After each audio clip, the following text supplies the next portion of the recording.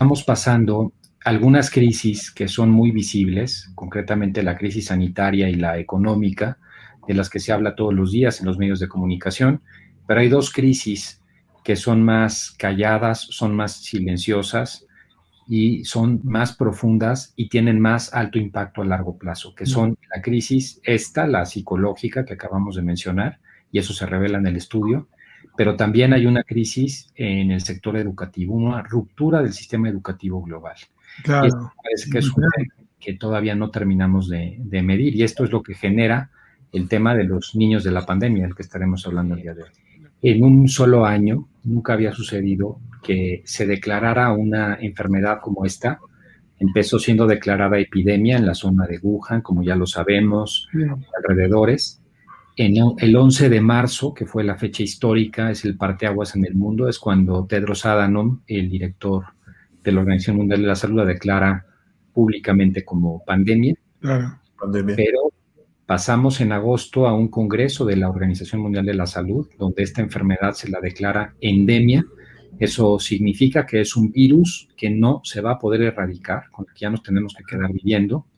Y quizás lo más delicado, lo más peligroso de este virus es lo que en un artículo de la revista Lancet de noviembre del año pasado declara el doctor Horton, justo en el editorial, que es el director editorial de la revista. Dice el título: el COVID-19 no es una pandemia, es una sindemia.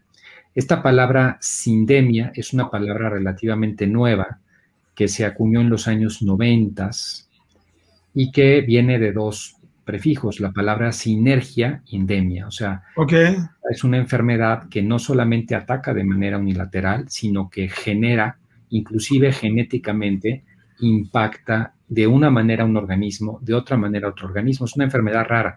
Al sarampión todos nos dan más o menos los mismos síntomas. La influenza todos nos dan más o menos los mismos síntomas, pero con el COVID-19, como muy bien dice Néstor, en ocasiones a algunos se les inflama el cerebro, otros pierden el olfato y el gusto, otros tienen problemas gastrointestinales, otros tienen problemas cardíacos, ¿no? Claro.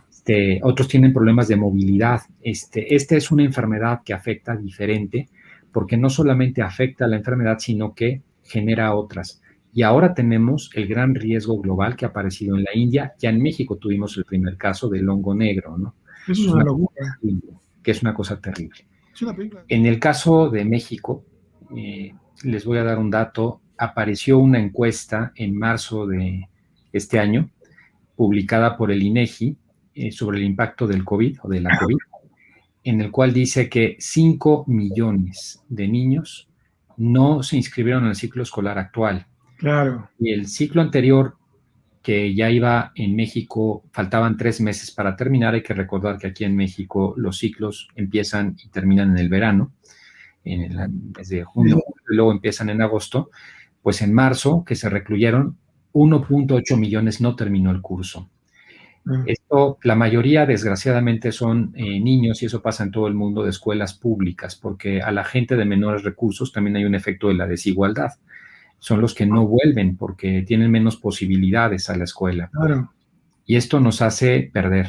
Y los niños, y aquí es donde vale la pena decirlo, estos que no volverán, pues los que vuelven han perdido por lo menos 3 años. Y digo 3 años porque perdieron el año número 1 con la pandemia, el año número 2 totalmente recluidos, y este año 3 que pues van a regresar siendo niños diferentes de los que se fueron.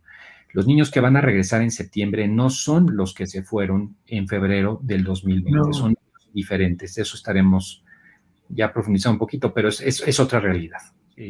Ya hay estudios que van indicando cómo estos niños han perdido habilidades, han perdido capacidades de carácter cognitivo primero, porque estar frente a una pantalla de manera permanente, entre otras cosas, afecta la capacidad de atención, afecta la capacidad de reflexión, afecta otro tipo de capacidades que son requeridas. También otra de las cosas que es cierta es que han perdido capacidades evidentes de socialización. Son niños que hoy no saben convivir con otros niños, que no han vivido con otros niños, que no se comunican con otros niños, y han perdido también capacidades físicas. El 80% del desarrollo de un niño depende de su desarrollo físico. De ahí empieza la parte neuronal. Y estos niños no han jugado en el sentido físico, se la han pasado frente a un Xbox o un videojuego, se la han pasado frente a una pantalla en un pequeño departamento, quizás de 80 metros cuadrados, todo el día, todos los días. Entonces son niños que van a regresar con capacidades muy disminuidas. Claro. El desarrollo cerebral de los niños pasa de la parte de atrás, de la parte de atrás del cerebro, en donde captamos los colores, por eso a los niños les llaman mucho los colores, los sonidos, y el razonamiento lo vamos haciendo hacia la parte de adelante del cerebro. Y eso tiene épocas y tiene etapas en la vida. Y es necesario ir cerrando para la madurez cerebral que empieza a llegar hacia la adolescencia, Claro. la adolescencia tardía. Bueno, pues de todo lo que hemos hecho es retener en la parte de atrás ese desarrollo neuronal. Y esto va a significar un cambio de personalidad y de cultura de esta generación. Claro. Y es el dato que tenemos que analizar. Este es el punto delicado, justamente. ¿Cómo vamos a hacer para suplir todas esas cosas que están faltando, ¿no es cierto? Es muy complicado. Y usted recién hablaba de departamentos de 80 metros. Departamentos de 80 metros en el mejor de los casos, ¿no? Así es. Claro, porque ahí estamos, 80 metros es un departamento que es pequeño, pero bueno, ya tiene hay familias enteras que están viviendo en cuartitos, ¿no? Lo que ha llevado también a un crecimiento de la violencia intrafamiliar, ¿no es cierto? Muy importante. Desde el punto de vista de aprendizaje, doctor, no sé si Raúl, ¿querés decir algo? Por ejemplo, yo vi que el Reino Unido va a invertir 1.500 millones de dólares en un programa de mentores para acompañar a estos chicos en ese proceso personalizado de enseñanza, ¿no? Bueno, nosotros en estos países eso sería un lujo que no sé cómo lo haríamos, pero ¿qué cosas se podrían hacer? Bueno, yo creo que una de las cosas que habría que empezar a tener ya, y no lo he visto en América Latina, es que a los profesores que regresan, que también han cambiado, también han tenido sus nuevos problemas, habría que darles una capacitación para, por lo menos, si no da para mentores personalizados, que es la solución ideal, como lo está haciendo el Reino Unido, si tuvieran un plan de ajuste, que este año que regresan a la escuela se entienda que no es como si se fueron el viernes para volver el lunes y volver a tomar matemáticas o tomar cualquier otra materia o química, qué sé yo, sino que más bien se tratara de empezar a reponer esta pérdida de capacidades. Claro. Tendríamos que hacer programas directamente dirigidos a eso. Eso no lo estamos viendo. No lo estamos viendo. Y creo aquí que un punto muy de fondo es que estamos enfrentando, yo creo, esta es una teoría que tengo, pero es una quiebra de lo que ha sido el péndulo de las generaciones. Y ahora se esperaba que esta generación de chicos tan pequeños, se le llamaba antes de la pandemia generación alfa, y había algunos estudios de cómo esta generación alfa, por ser una generación nativa digital total, tenían inclusive algunos cambios en la morfología neuronal, cómo ya tu razonamiento empieza a ser diferente, la manera de reflexión, la lógica que utilizan empieza a ser distinta, pero antes de la pandemia. Ahora con la pandemia, esta generación alfa se convierte en los chicos de la pandemia.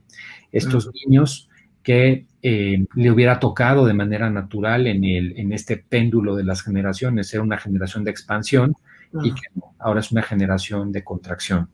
Y este es el punto de quiebre difícil, ¿no? En el cual, pues son chicos que han roto varias de las patas de la educación, ¿no? Una verdadera educación, para que se pueda formar, es como una mesa de 4 patas. Una pata son los conocimientos. Esa han seguido teniéndolos, pero con estos problemas de falta de atención, con ciertas carencias, pero bueno, finalmente los conocimientos son transmisibles por medios electrónicos.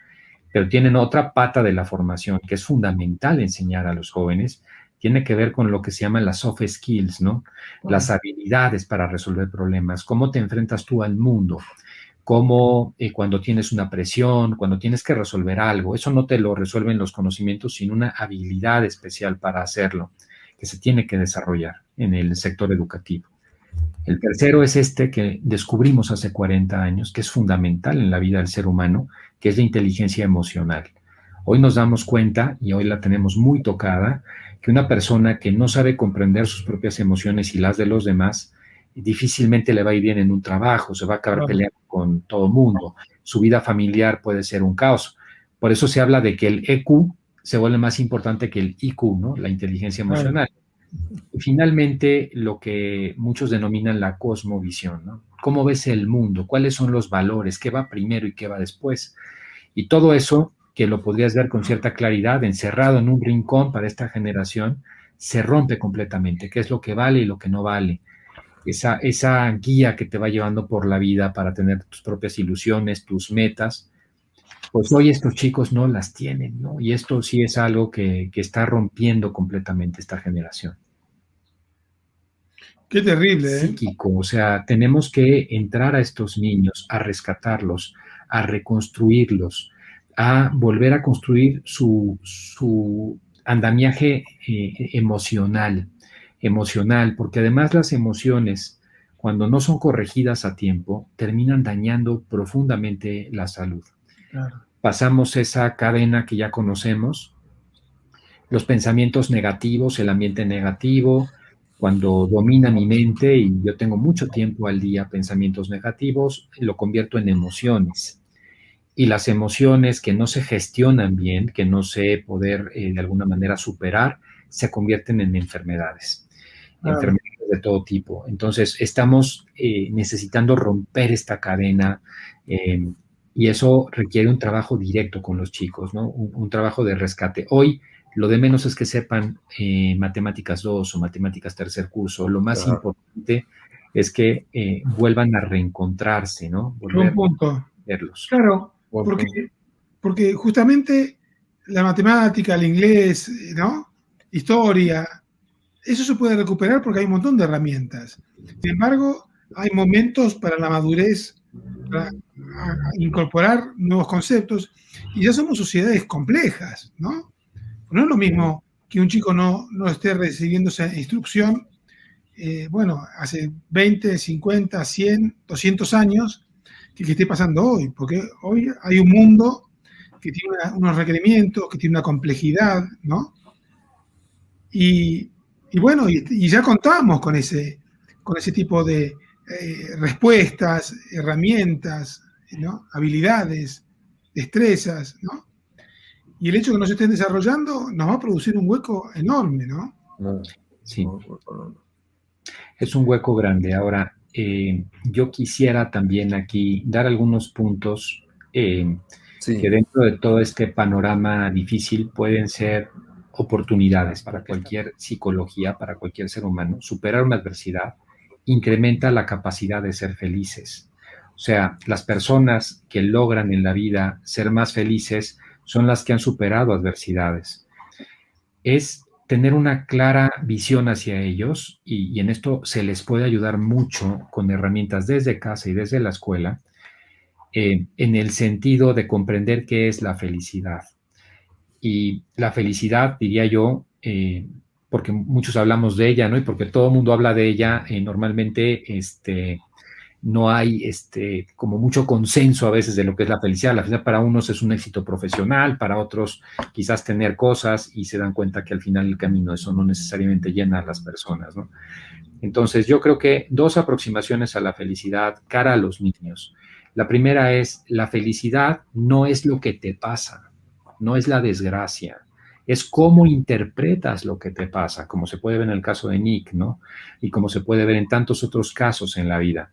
Entonces, si nosotros logramos construir un buen interior de los niños, le damos solidez psicológica, le damos sentido a las cosas con valores un poco más profundos, los hacemos un poco inmunes a un panorama tan negativo, ¿no? Esto es importante inclusive para nosotros mismos. La felicidad no depende de lo que nos pase, depende de nosotros mismos. Nosotros somos los verdaderamente responsables de nuestra felicidad. Y otra cosa que también me parece que hay que comprender mucho de la felicidad en este momento particular. Si yo la mejor definición que he escuchado de felicidad es que es vivir sano y equilibrado en el presente, en el presente. Y esto lo comento porque hay gente que vive con las heridas del pasado, que son los depresivos, y el pasado es algo que ya pasó, yo ya no lo puedo arreglar el día de hoy. Las pérdidas que tuve en esta pandemia ya fueron. Yo hoy, por más que sufra por ello, toda mi energía se está concentrando en una circunstancia que no está en mis manos. Claro. Y sobre el futuro no sabemos qué va a pasar. Hoy hay mucha, y aquí lo hemos visto. Pasa lo mismo con el futuro, ¿eh? Claro, no sabemos cómo va a ser la nueva realidad. Hombre, tenemos ya muchas aproximaciones, pero qué difícil saber.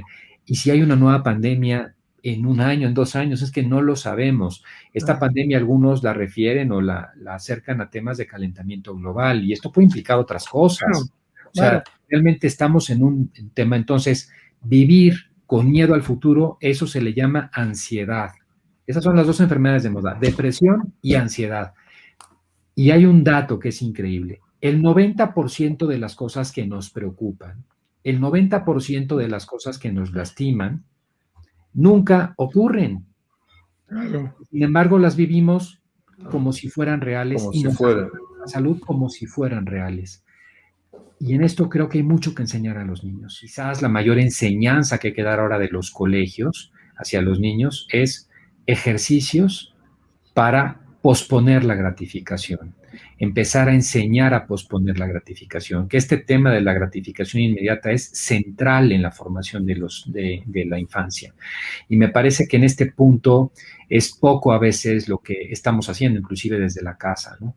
El chico se aburre, ve el iPad, toma el videojuego. Bueno, eso llevado exponencialmente al futuro, son personas que no van a conseguir, y no quiero decir con esto que sean malos o que se van a volver drogodependientes, no quiero decir eso, pero esto mismo, la gratificación inmediata es per se ya una adicción. Hay que recordar que estamos viviendo el momento de la humanidad con más adicciones que sepamos que ha existido. Es una sociedad de adicciones. Las adicciones es un escape de la realidad, porque estoy estresado, me escapo, porque estoy aburrido, me escapo, porque estoy angustiado, me escapo, porque no enfrento la realidad, pero la realidad sigue estando ahí. La niegue yo, no la niegue, le dé la vuelta, no la vuelta, la realidad está enfrente de mí. Y saber cómo enfrentar la realidad, aceptar la realidad y procesar la realidad es parte de la felicidad.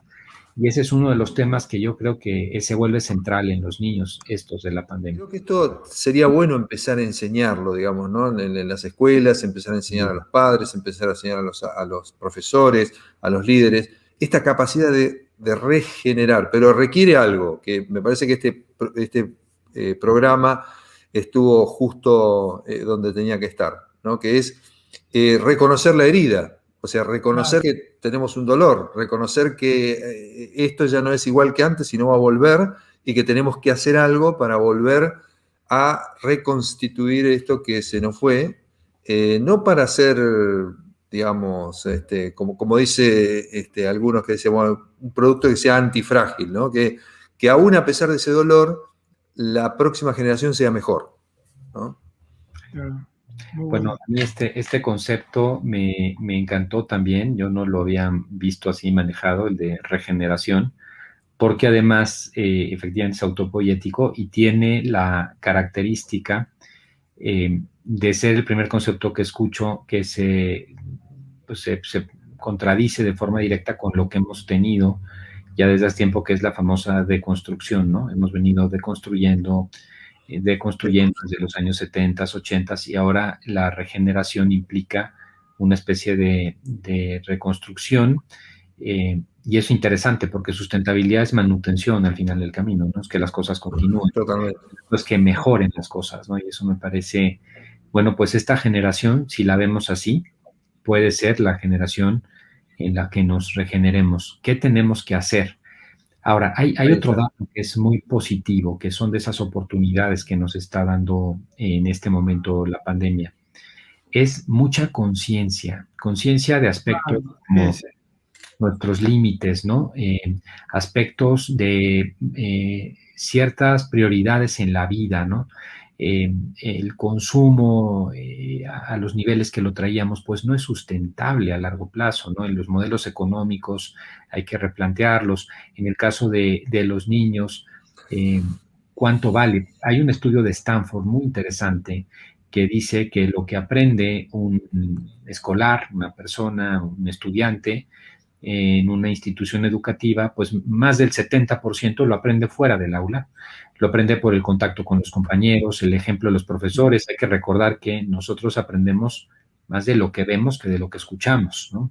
Es mucho más profundo lo que uno aprende, ¿no? Con el ejemplo, con la visión, ¿no? Modelos de vida de otras personas. Entonces, estos chicos que han sufrido tanto encerrados en casa, se les va a abrir un mundo que van a apreciar y le van a dar un valor más grande que si nunca hubiera sucedido, si fuera lo normal, ¿no? Y eso es una oportunidad porque quiere decir que pueden valorar más lo que viene. Y en ese tipo de cosas en las que nos tenemos que centrar para convertir este problema en oportunidades de regeneración. Me encantó la palabra, ¿eh?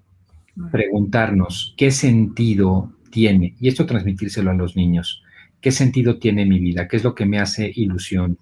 Ese libro, si lo recuerdan, termina diciendo que el que tiene un porqué para vivir siempre encontrará el cómo, ¿no? Entonces, ese sentido, ¿cómo poder saber si tenemos ese sentido o no? Simplemente hagámonos esta pregunta. Si en este momento nos regalaran 1 hora más al día, ¿en qué la ocuparíamos? Claro. Si no tenemos respuesta, tenemos un problema. No problema. Tenemos un problema.